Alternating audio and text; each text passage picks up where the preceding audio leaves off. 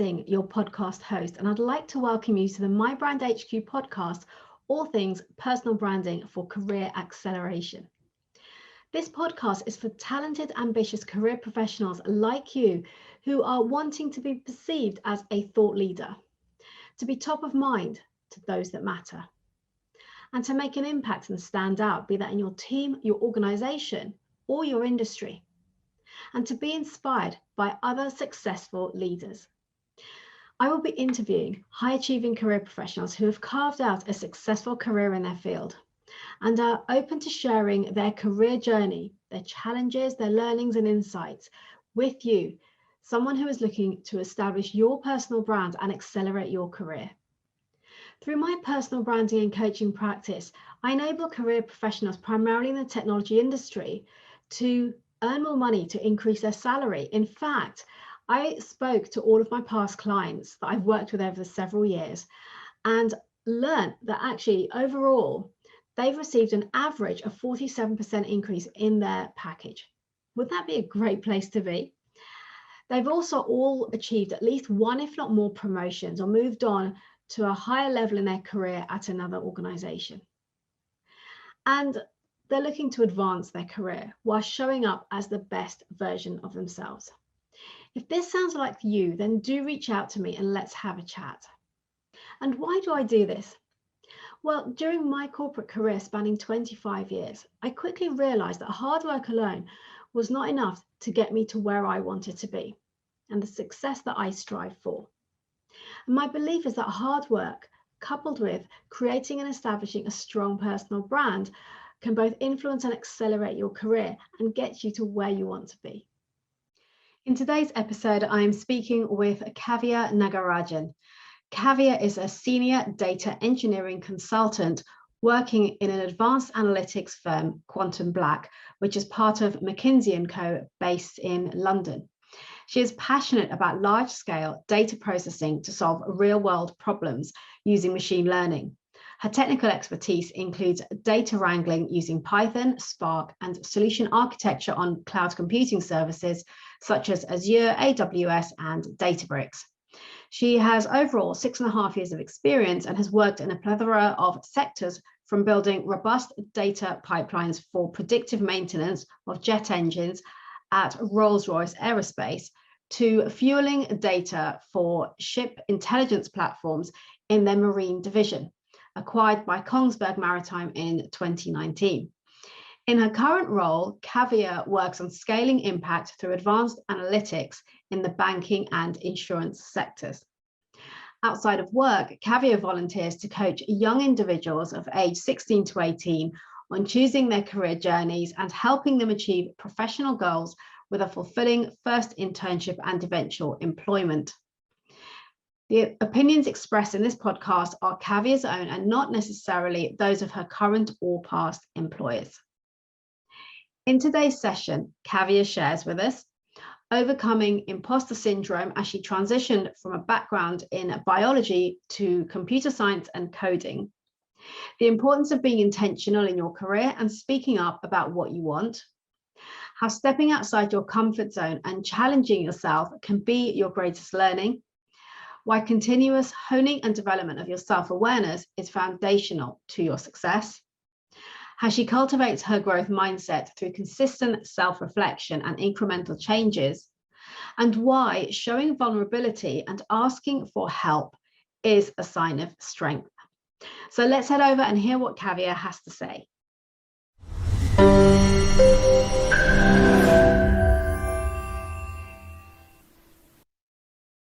Kavya, hi there. How are you doing today?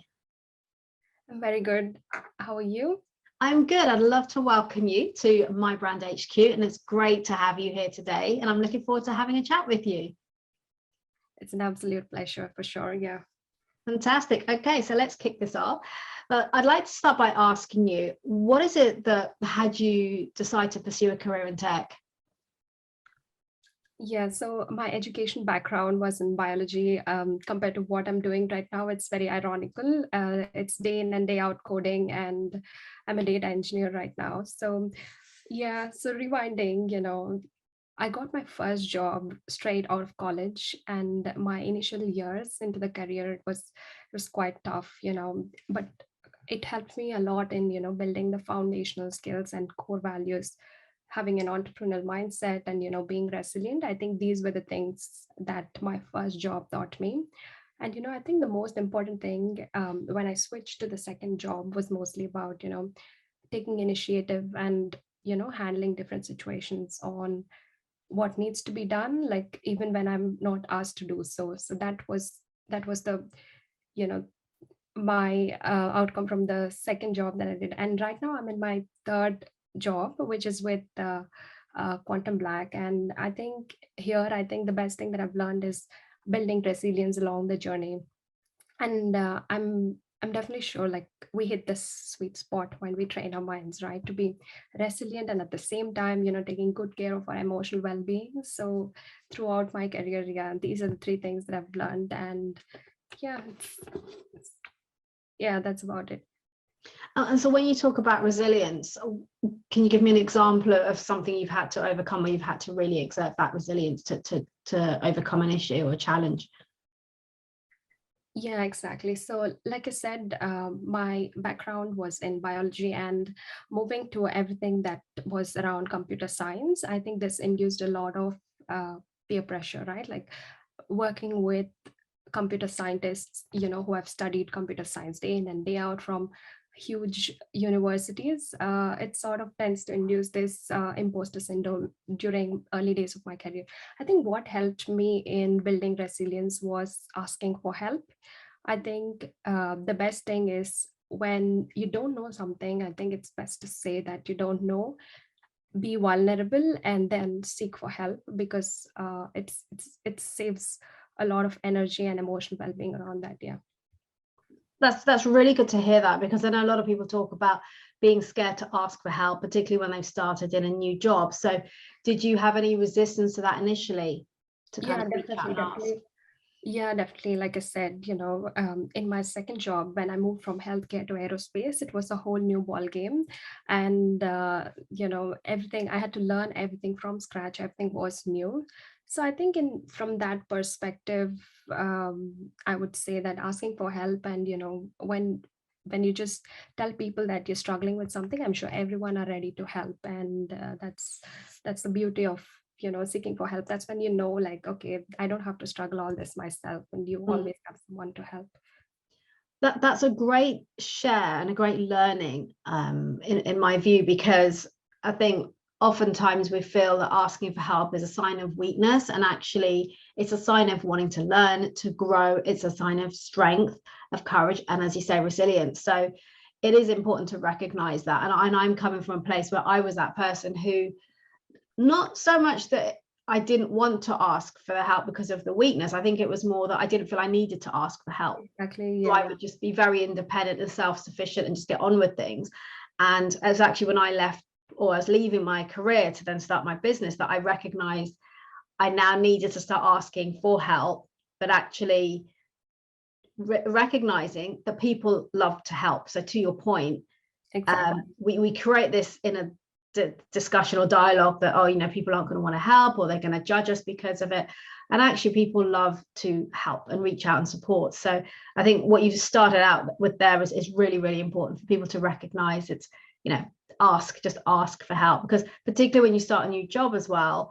I had somebody ask me this recently, a client, and I said, why do you feel that you just started a new job at a new company? Why would you not ask for help? People are not going to assume that you know everything about the job, about the company, about how things work. So it's just, but we build it up in our heads that it's going to make us look bad.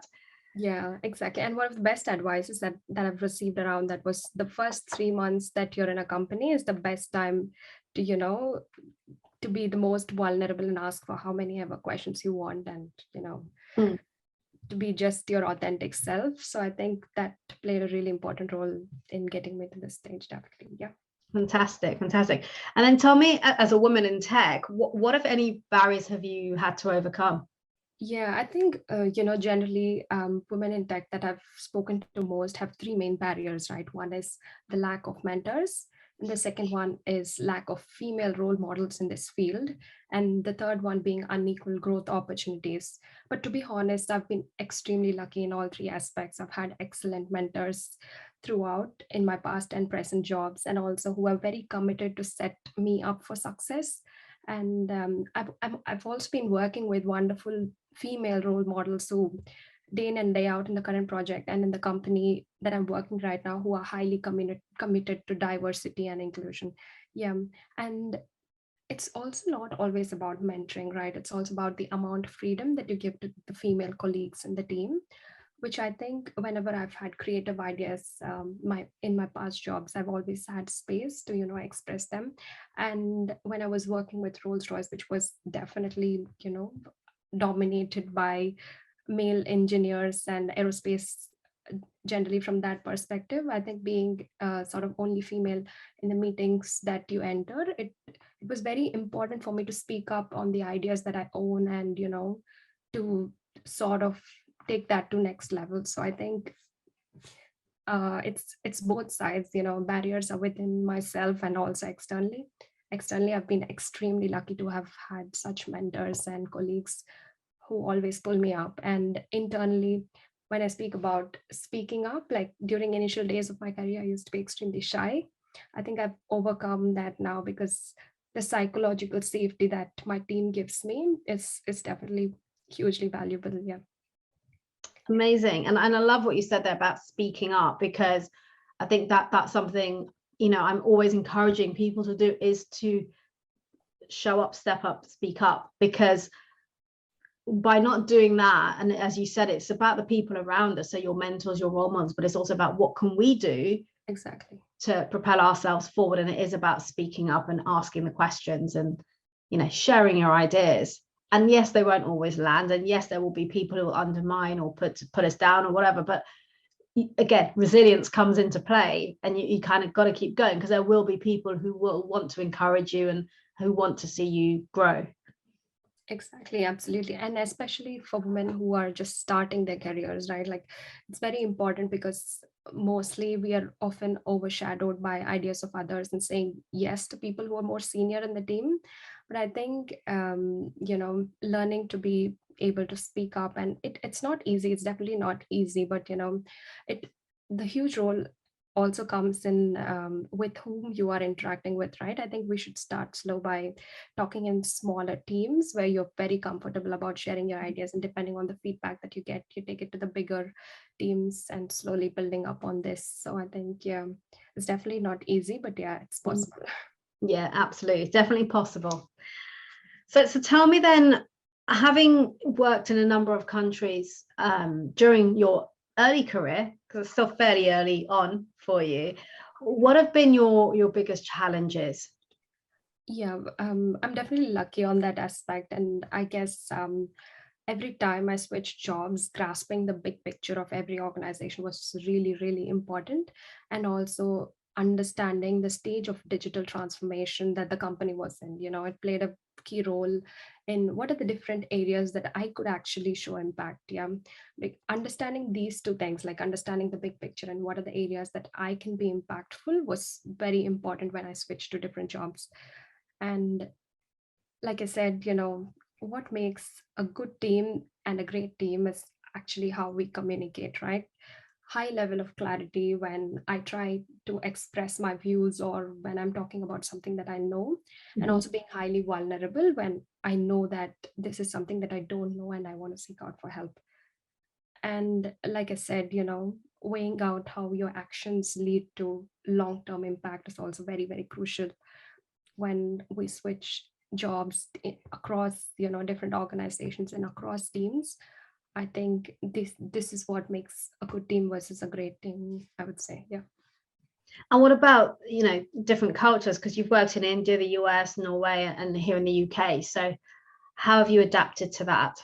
Yeah, this is the difficult part, because in India, like the conversation styles, how you express things are slightly different from how you do it on the Western side of the world, right? Like So yeah, it was initially hard, but I think I'm still learning. I shouldn't say that I fully mastered it, but definitely, like I said, it's about expressing this to your one-on-one mentors or coaches that you have. Like it's really really helpful.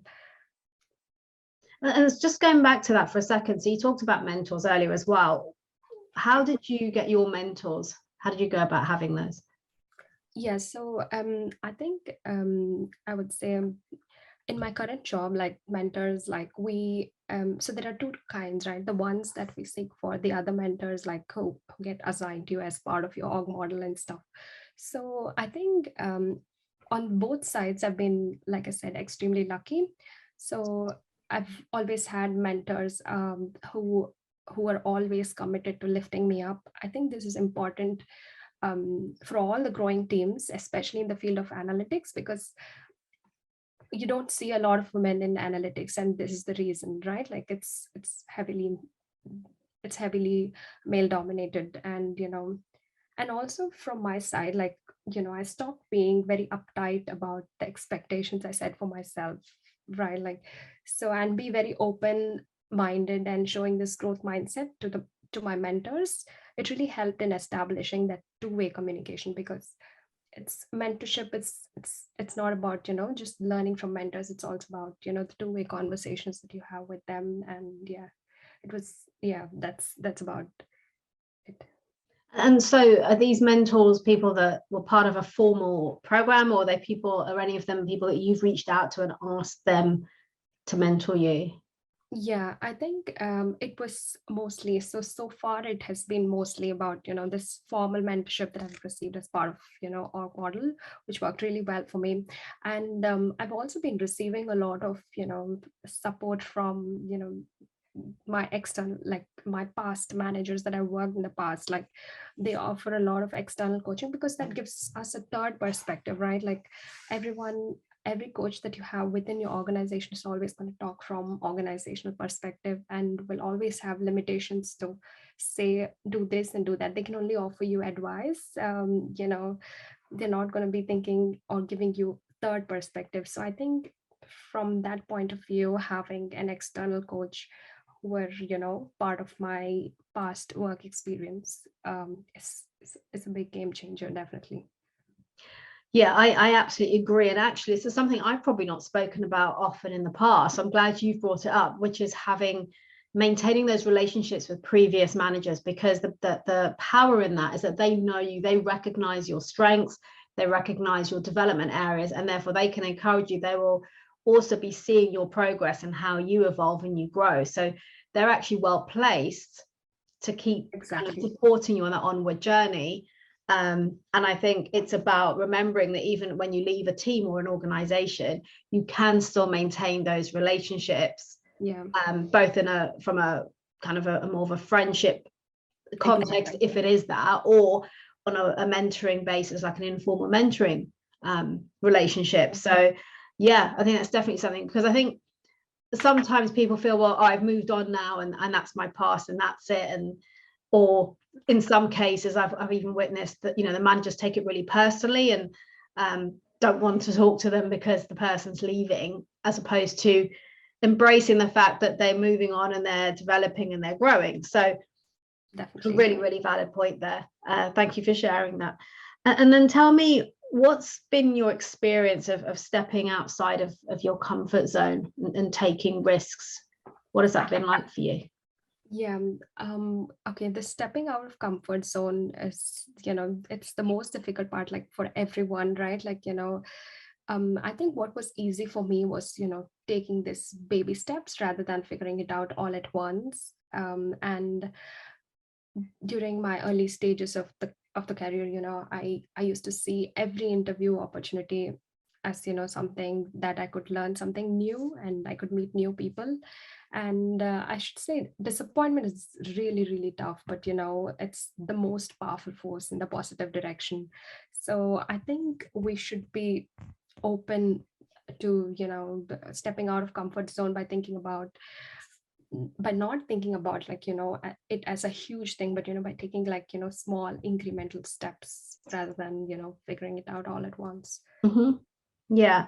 And I like what you just said there as well about disappointment, and it's learning, right? If things don't work out, it's even if you go for an interview and you're not successful, well, what did you learn from that? You, as you said, you've broadened your network, you've learned about a new company, industry. There's what is it you can take away from it, rather than, oh, I failed, or oh, I didn't get the job. It's everything kind of adds towards your own personal growth, right? Exactly. And also it does not happen, it's not something that we all have intrinsically, right? It happens with time and experience. So I think if you know if you attend a lot of interviews, one is gonna click. If you're just gonna attend one interview and say, I failed, I'm not gonna try, I'm gonna continue with whatever I'm doing now, I don't think it's just stopping you there. So yeah, that's how I see it. But yeah, I've learned it out of my time and experience. Yeah, of course. And this is it, because we always will start with taking it personally and then questioning ourselves, and, oh, am I not good enough, or what's wrong with me, or why didn't they like me, and all of that good stuff. But actually, again, something I reiterate often is about not taking things personally, because it's never about you as an individual. Taking things personally is not going to help you to move forward. So it's a healthy approach that you have there to the way you look at the situation. And what would you say has been your biggest challenge today? Yeah, like I said, so moving from a background in biology into this tech space is definitely hard.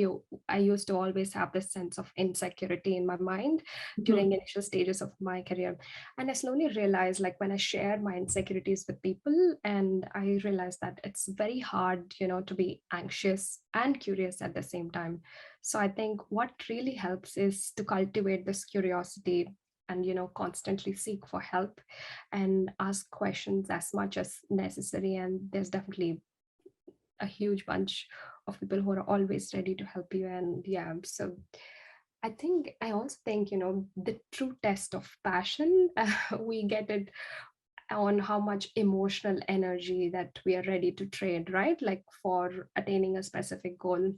I think by cultivating curiosity, we can stay in constant check on this emotional energy that we are investing in each of the career goal that we want to attain. Yeah. And again, great point made there about, I like we said about managing your emotional energy, but also cultivating curiosity. So wanting to learn, asking the questions, rather than what can often happen is you find yourself in that situation and then you start feeling really anxious, uncomfortable, questioning, doubting yourself, and all of those things, which aren't really healthy, which aren't going to move you forward. So actually, what can you focus on instead? Exactly. Is being curious. Yeah, exactly. And also I think being curious also opens up a lot of opportunities, right? Like, because when we are always in this anxious state, we kind of find reasons why not to do something. But when you're in this curious state, you always find reasons to do something even better and better. So I think yeah, great insight there. Thank you for sharing that. And tell me, when it comes to networking, when you hear this word, what comes to mind? What feelings come to mind for you? Okay, yeah, so it's coffee, lunch, coffee. Just kidding there. Yeah, so it's also a famous book that everyone should read. It's called Coffee, Lunch, Coffee. And whenever I hear about networking, right, like, I love how most of our conversations are around this coffee, lunch, coffee cycle, because there are two things that could happen, right? Either you can have a really fun chat with someone and have a new experience and have a new friend, or on the other way, you get this deep feeling inside that you're not alone in something. And when people share their feelings and experiences with you over a coffee or a lunch, I think you gradually feel that, okay, I'm not alone in this, and there are a lot of people in this world who are facing similar problems as I do. So these are the two things that could happen in any conversation, right? And also I definitely feel human bonds really matter at workplace as anywhere else, right? Because in fact they matter more at workplace. that's almost like sucks like 9 to 10 hours of our everyday life. And I'm still learning about networking and stuff, but I think we should all learn to see networking as, it's just a coffee conversation that we're having with someone. Yeah, and I wholly agree with you, and it's something I again try and advocate to people to recognize that, because believe me, I was a person 20 something years ago, and I heard the word networking. For me it was like, oh, it's brown nosing, it's just speaking to someone so you can get something, and that was my kind of the meaning that I gave to it. And then as I, like you mentioned a bit about being a little bit shy when you started out, I was very much like that initially. And when I overcame that and became more confident in talking to people, I naturally started to just enjoy building relationships, and I wasn't putting the tag of networking to that. I was just enjoying getting to know people, like you say, being curious. And then learning that actually that's what networking is. It's just a conversation. And you talked about learning from people, about making friends, recognizing you probably build connection with people who share similar journeys or experiences, recognizing you're not alone. And for me, one of the biggest things that comes out of networking or just connecting with people is opportunities and possibilities, right? Because one conversation with somebody it can change your life, right? We just don't know. You could speak to a random stranger on the train, and it could turn into change the direction of your life. You just do not know. And I think it's by opening up and embracing that and recognizing that people do like to connect, people generally do like to talk about themselves and what's going on for them, and you just don't know where that connection can take you. And actually, I think this conversation today is a great example of that, because as you said that, I suddenly realized we connected over lunch at a conference a few weeks ago, right? And if it wasn't for that, it was a random, I think I joined the table you were at, and we just got talking, and now we're having this conversation for a podcast. So we don't know where conversations can lead to. And I think that's really important for people to recognize and to understand. It can take you anywhere. And actually, the other thing I wanted to bring out as well, because you did talk about being a little bit shy early on in your career, but I'd just like to bring to the fore here that when I met you a few weeks ago, you had just delivered a talk at a huge Women in Tech conference. So, I mean, how did that feel for you doing that? Yeah, like I said, it's an absolute game changer, right? Like from starting at a point where I used to be very shy and talking up in meetings, and now presenting in front of a huge audience about what I do every day. It's definitely, there's a lot of work that has gone in there in between these two. And I definitely agree on your point as well, when you said about networking. A lot of this coaching and mentoring opportunities always happen around these networking conversations, right? It happens organically when two people are having a conversation. It's always give and take. So I definitely I like how you see it, for sure. Yeah, and I think it's just it's a great example, but I think it's important for people to also recognize that you just don't know what can happen. So grab those opportunities to just be curious. And I think you've hit the nail on the head with that, as being curious and wanting to know about people and reaching out and having those conversations. So tell me, there's a lot of narrative, particularly across social media at the moment, about being present. And what's your view on this? Right, yeah. So I think, having self-awareness and constant reflections on the past is as crucial as, being in the present and, thinking about future. This constant reflection on the past is definitely going to help us learn from our mistakes. I think I can maybe give a tip that I usually do before and after every project. I call it like pre-mortem and post-mortem after every project. So I think this pre-mortem exercise that I do, right, like it's carefully thinking through everything that could potentially go wrong, like, and sort of plan contingency whenever we can, right? It could happen. It it generally does not happen with just myself. It could happen with a conversation that you're having with your project manager that you're going to start with, or someone in the senior leadership on what impact they want to see from you in the project. And sort of having all sort of conversations with them. And then I do this for myself, like, what do I want to achieve out of this project, apart from doing all the data engineering and analytics work? What do I personally want to achieve? So I call this like a pre-mortem, and it's very important part of journaling exercise that we need to do, because when you write things down, it's more clear and it sort of resonates when it clicks, or when you face the situation, it rings a bell, and then you stay solution focused rather than having this mentality of who did this, why this happened, what has caused this. So I think this is very important thing that I learned very recently in the last 2 years. And the second thing that I would like to talk about is the postmortem, right? Like when you finish a project and or any milestone, that is like super, super important. Like it helps, two things. It helps you to stay grounded, and it cultivates that growth mindset. What can I do better? And what can I learn more? So, and also by doing this process, I've slowly become risk savvy along the journey, which is, I think, the most important part of self-awareness, like how much risk I'm ready to take. It's part of my, career journey. So yeah, that's about it. Valuable shares. So thank you for that. And self-awareness is something I bleat on about all the time, whether it's in my coaching or on one of my lives. It's fundamental. It's a foundational part of getting out and progress and growth. And also I think what you've talked about there is, and I agree with you, when we talk about being present, yes, that is important, but we also, I'm not going to say we should do it, but I say it's extremely beneficial to do it, to take time to reflect.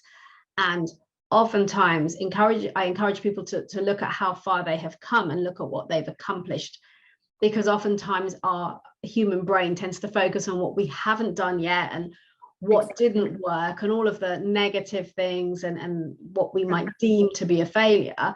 But actually, to your point there, the post-mortem piece is, what have you learned? What could you do better? And that is so powerful. And it's about then slowing down and taking the time to do that reflection. Absolutely. And again, something I never used to do. I know in the last few years, take the time to do that.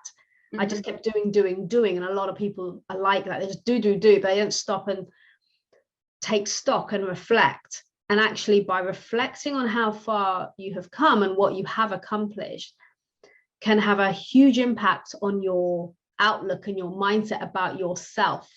Yeah, definitely. Which is big, right? Because, I've had 3 coaching calls already today, and all 3 are where people are not recognizing how good they are. They're questioning themselves, they're having self-doubt. Yeah. And by taking time to actually reflect and see, this is what I've done, look how far, like in your case, for example, coming from when you started out in your career to delivering a talk from a technical point of view, a tech world now and computer science experience, to be then standing in front of a huge room of people and sharing about that, just shows that's a huge accomplishment.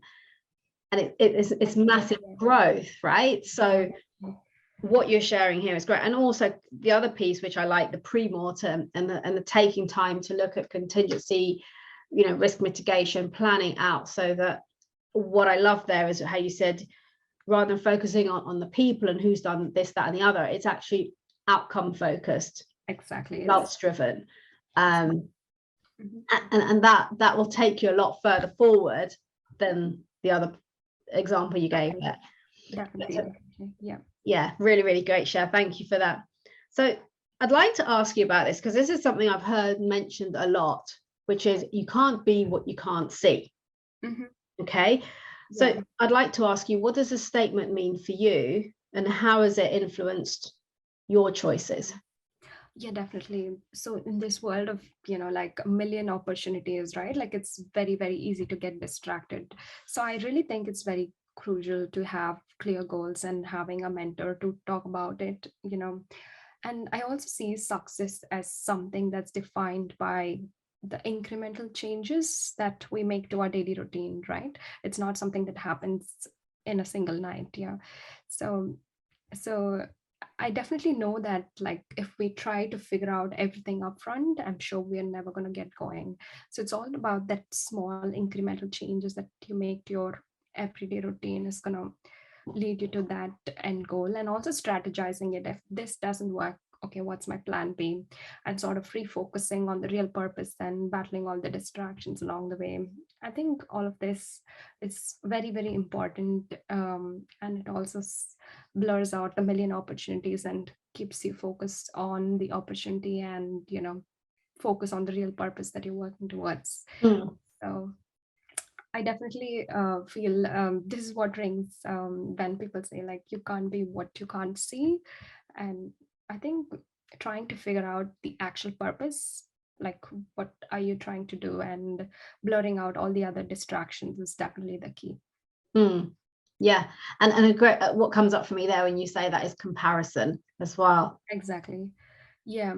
So especially, right, like when we try to thrive in this super fast-paced environment where, when you have this comparison induced pressures, my mentors always tell me, like, this modern world is already very complicated, and you shouldn't add further complexity by comparing yourself to others, because everyone are different, everyone have their own, you know plus and minus. So I think, like I said, being very clear about, like, what you really know, and being very open about what you don't know is definitely helpful in the long term. Yeah, most definitely. Thank you for sharing that. And then you're 6.5 years into your career, so you're still fairly early on in your career. What advice would you give to your younger self?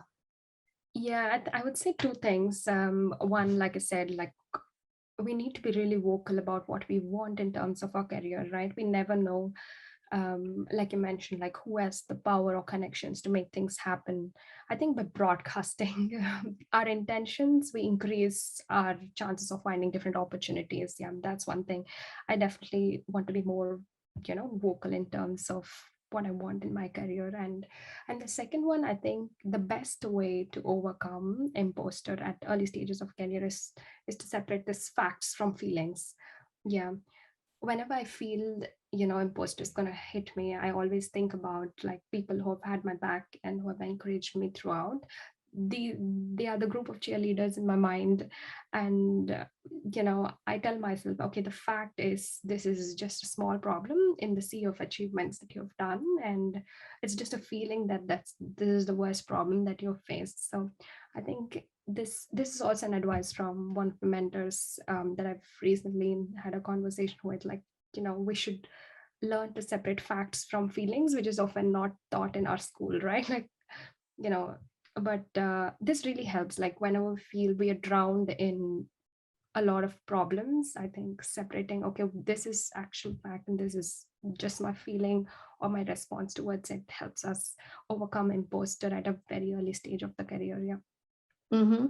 I'm loving this because, again, something I share so much, and I love the way you've articulated that in facts versus feelings, because oftentimes we lose the facts to beliefs that we create based on the feelings that we're experiencing, or we start to make assumptions and judgment, and then we go into this whole situation which doesn't really help us at all, but ends up potentially having us questioning ourselves and having that doubt about ourselves because we've made an assumption about a situation. And often it's, well, what are the facts? Let's slow down a minute and let's go explore this to find out the truth. And again, I've had a couple of conversations this week around that, where people have just made assumptions because, let's say, they've not heard back on something, or something hasn't gone as they've expected it to go, so now they're automatically seeing the worst in the situation, when actually that may not be the truth at all. Exactly. What are the facts? Yeah, and specifically in situations when we are extremely anxious, right? Like, it's quite normal to get blurred by these feelings that we get around either the mistakes that we do, or something that has not worked out the way that we wanted it to work out. Like, so these are the places where having this emotional intelligence really helps. Yeah. Yeah. Again, you talked about self-awareness earlier. I'm a huge advocate of that, and this is a great example of that. It's recognizing the feelings that we are experiencing, and those feelings come from the thoughts that we have about a situation or a person, or a circumstance. And actually, by recognizing that we are creating that, we can take responsibility for that. Exactly. And actually recognize that only we're the ones who are, the way we're feeling is a consequence of our thoughts. Yeah, exactly. Yeah. And also I think, like, during such situations, right, like talking to someone is the best thing that can happen, right? Because imposter syndrome, it's really impossible to overcome this just by ourselves. It's since it's created by the environment that we are in. So imposter syndrome is most often created by the environment that we are in and not by ourselves, right? So I think the best way to resolve this is as well to have an environment, that's very healthy, and where you feel mentally open to share your feelings and how you feel about when someone tells you this is not the right thing to do, and taking it in the right way, and responding to people. And it's a whole new you know experience. Yeah, but anyway, we're all learning in this journey. Yeah, absolutely. And imposter syndrome is at some point in time everyone's experienced it, and to your point, it's what we do with it, because we can go into victim mode around it, and then we start to blame everything else. Or as you've explained here, we can take the responsibility and say, right, these are the facts, this is how I'm feeling about it, what is it that I can change, what is it that's in my influence to make this better for me. And also, the other side of this is to not create this feeling of imposter syndrome in others, right? And I think it's very important to stay grounded on how much ever information that we know. It's super important to stay grounded and always have this sense check. Are we creating this feeling of imposter in people who are just joining? And that is something that I really have as part of my core values, is not to create this feeling of self-doubt in others, which I think is really important to share. Yes, absolutely. And also to recognize that if people are doing that intentionally, looking to create doubt in others, it's often because they're coming from a place of their own insecurities. Yeah. Right. So it's not healthy, but people do it, and often do it without realizing, because it makes them feel better. So recognize the intention behind people's actions and words will serve us a lot better and stand us in a good place to move forward by simply recognizing that. Definitely. And I think also what you said there about vocalizing, so the other point you mentioned about vocalizing what you want and being intentional about it, I think that's super important. And I say this because I've seen situations where people have simply assumed that, and again, I was that person very, very early on in my career. I assumed that if I kept my head down and I worked really hard, I'd get recognized, I'd get the promotion, but I never spoke about it. So why would people know?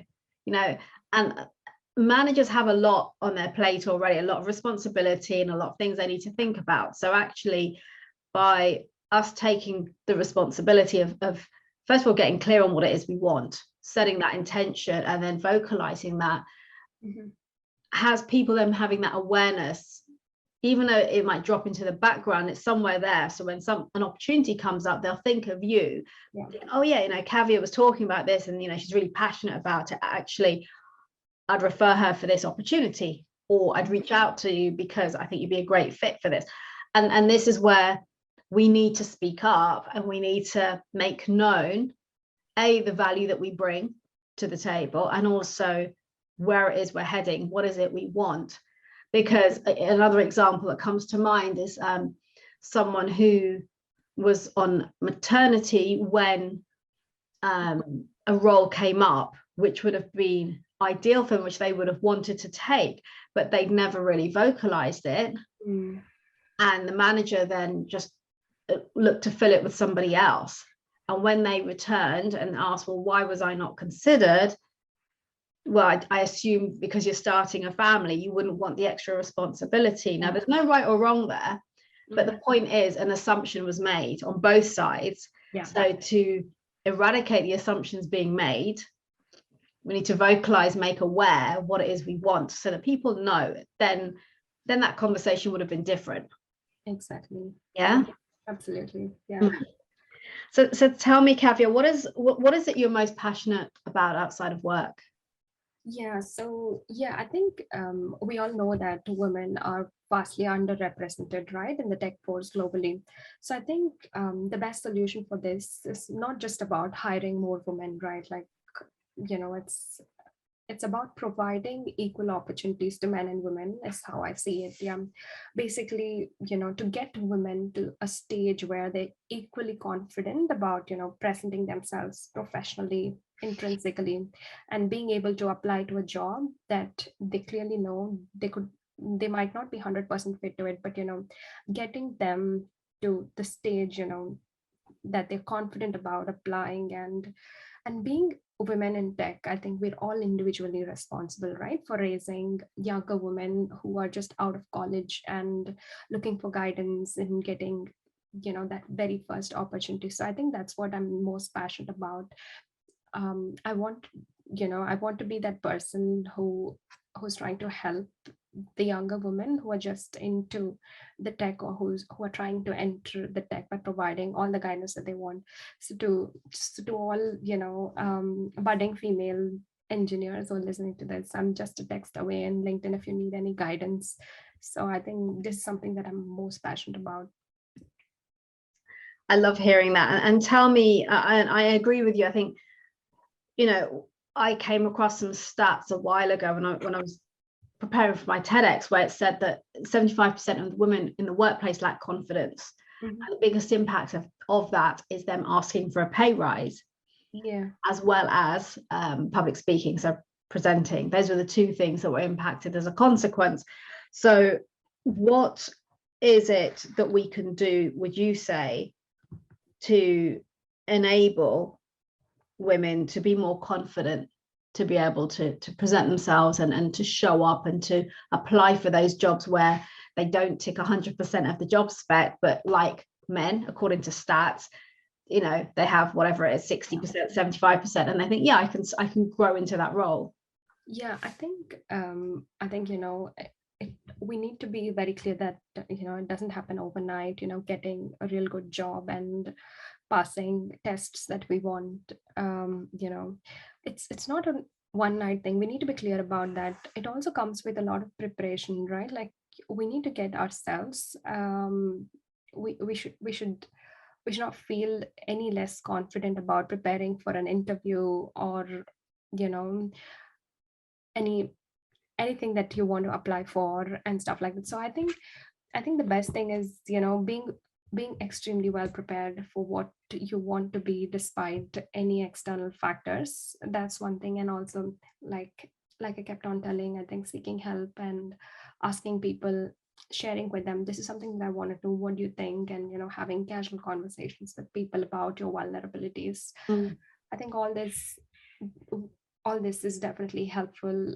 And also, killing self-doubt at the early stage is very important, right? Like, because self-doubt, if we keep building on self-doubt, and it gets very heavy. So I would say, I think being really prepared for what we want to do and killing self-doubt is the key. Fantastic and great advice shared. So thank you for that. So tell me, Kavya, what is next for you? Yeah, so this is a very interesting question for me, right? Like, because it doesn't say professionally or personally or anything. So what's next for me? So I think I'm trying to find harmony with different pieces of my life, right? Like, I always feel I've been, always operating at this very high pace since I started my career until now. I think what I'm trying to work on at the moment is to find harmony in these different aspects, and to continue pursue my passion in data engineering, and to be able to lead teams in a state where I inspire a lot of younger women who come into this field.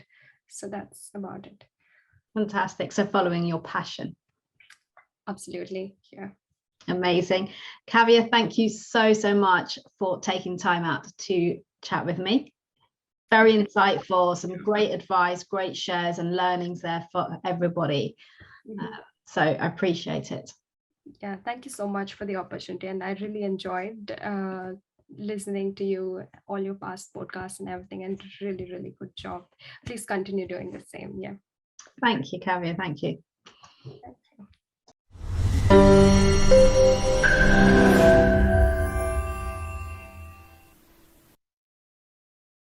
Thank you for listening. If you enjoyed today's episode, then please do subscribe to the show so you don't miss any future episodes. And remember to leave a review telling us about your key learnings and what you enjoyed the most. And do share this podcast with your friends and colleagues so we can spread the word on the importance of personal branding when it comes to your career advancement. And also ensure that others can benefit from these invaluable insights from many inspirational leaders. I will be eternally grateful.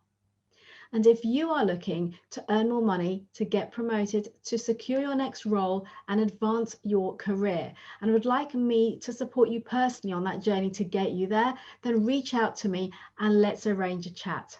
Alternatively, why don't you check out my personal branding launchpad, a group training and mentoring program. Finally, if you'd like to connect with me directly, then do reach out and direct message me on LinkedIn. You can find the link as well as any other resources mentioned in the show notes. I'll see you next time.